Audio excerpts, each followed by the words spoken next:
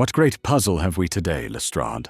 How do you always know it's me, Holmes? Who else would you expect needs my services? Has Scotland Yard some crime-solving competitors? Hopefully just allies, such as yourself. Same team, Sherlock. You know what I mean? I'll look forward to the jerseys. What exactly can I do for you? Oh, sorry. We had a mugging in the park tonight and apprehended 3 characters in the vicinity that fit the description, but the mugger was masked. We recovered evidence, but the lab won't have results back for some time.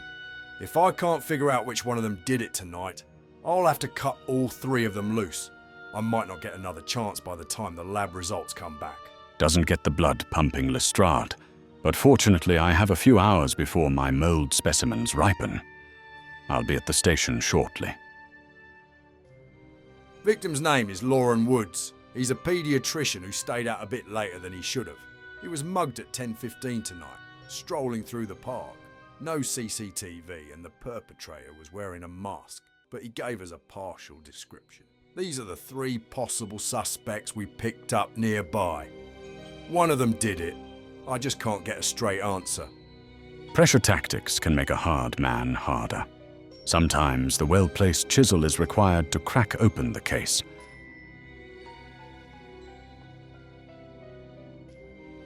Danny Mercer. Prior offences for shoplifting and trespass. Picked up near the scene, claimed he was walking home. Mr. Mercer, do you often walk through the park at night? What? I'm not allowed to take a shortcut? It's suspicious when you've been caught doing it with a crowbar and a ski mask in your past, particularly on the evening Lauren Woods was mugged. I don't know who that is, and I didn't have anything on me this time. I'm not doing nothing illegal. You've got no right to keep me here.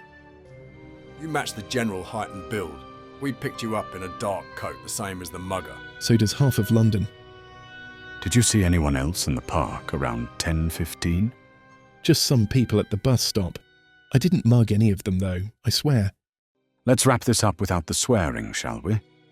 Lestrade, let's keep this moving along. Then we move on. Simon Croft.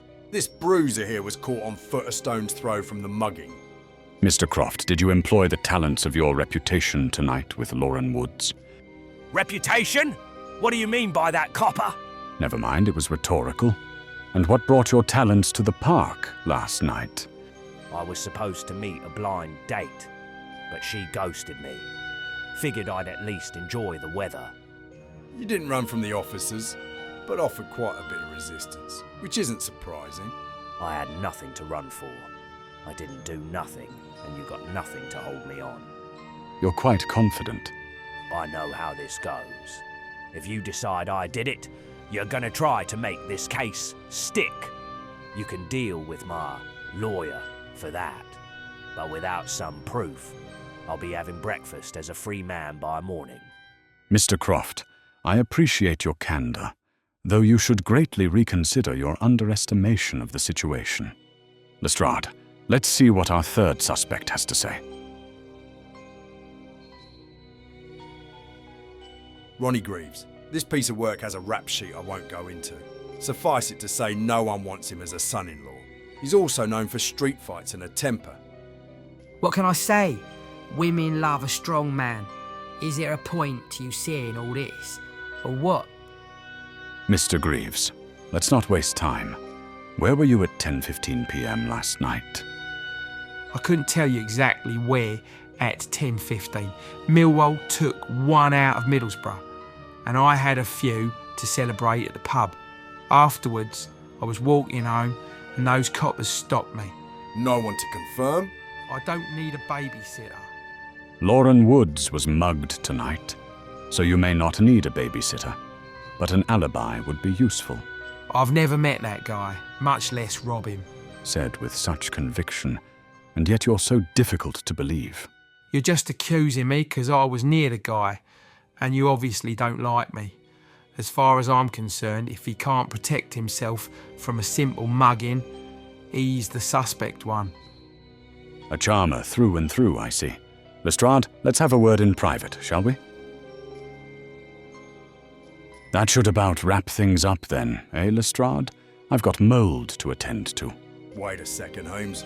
I didn't hear any confession. Then you weren't listening, Lestrade. The mugger is as obvious as could be. Per usual, Sherlock figured it out. Do you know who the culprit is? Is it... Suspect number 1, Danny Mercer. Suspect number 2, Simon Croft. Suspect number 3, Ronnie Greaves. Pause if you like, but I'm ready to find out who did it. All right, Sherlock. Why not save us both some time and tell me who mugged Mr. Woods? Why, Ronnie Greaves, of course. Let's get this sorted in the interrogation room. Sherlock's fingered you, Ronnie, so you might as well confess now. I knew you'd try to frame me. I'd do no such thing. You practically confessed your guilt just a moment ago. Now I know you're out of your gourd. Why not explain Sherlock, just so everyone gets it? Quite simple, really. I gave Mr. Greaves the name of the victim, but he inserted the Mr. I just assumed, all right? Not my fault the muggedy guy had a girl's name. Ah. But if you were innocent, you'd have assumed wrong. A misogynist like you? You'd naturally hear Lauren and default to your helpless female stereotype. But you knew Lauren was a man because you saw him up close. This is nonsense. A slip of the tongue isn't evidence. The slip wasn't merely your tongue, Mr. Greaves. It was your prejudice. Our subconscious find many ways to betray us. That's good enough for me to hold Ronnie here until the lab results come back. Since he'll be our guest in the meanwhile, this case will clean up nicely. You're frightening when you're subtle, Holmes. Subtlety and fear are quite effective resources in these games we play together. Not so great at birthday parties, I'd imagine. Anyway, I'm gonna get Mr. Woods' wallet back. And perhaps suggest a new route for his evening stroll while you're at it.